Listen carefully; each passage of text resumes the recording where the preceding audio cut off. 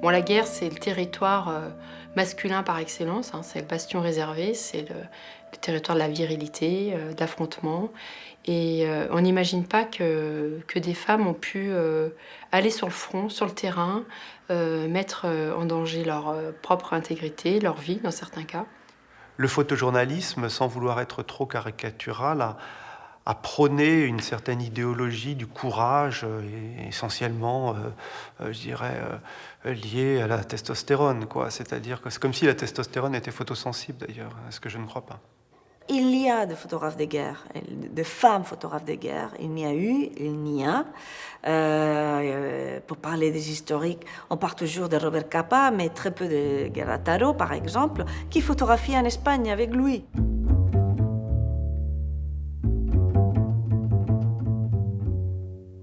De Gerda Taro, c'est le cas emblématique d'une dissolution de la pratique d'une femme photographe dans l'iconisation, si je puis dire, de la figure du photographe masculin, hein, c'est-à-dire la compagne, femme 2 de Robert Capa, qui est en fait, en réalité, celle qui l'invente, qui invente Capa et qui va produire en même temps que lui, qui, elle, va mourir au champ d'honneur pendant la guerre d'Espagne, qui va être totalement oubliée par l'historiographie, jusque finalement récemment, où quand on présente l'œuvre du grand reporter Robert Capa, maintenant on commence à reparler d'attribution et à se demander qui faisait quoi.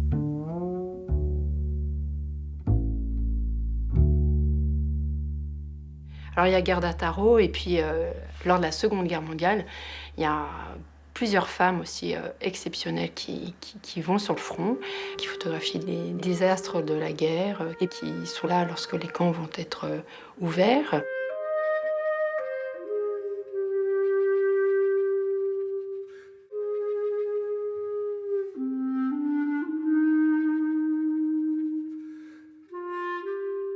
Ce n'est pas simplement des images pour l'information, ce sont des images pour l'histoire.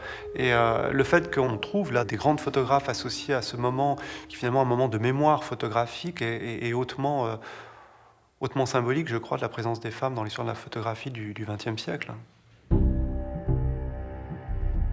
Pendant les années 70, Catherine Leroy, Françoise de Mulder et moi-même, les trois de la même génération, nous avons toutes été follement téméraires. Mais il faut dire, c'est quand même, nous avons toutes été autodidactes. Contrairement à aujourd'hui, les gens vont dans des écoles de photo, mais je leur dis, mais prenez un avion et...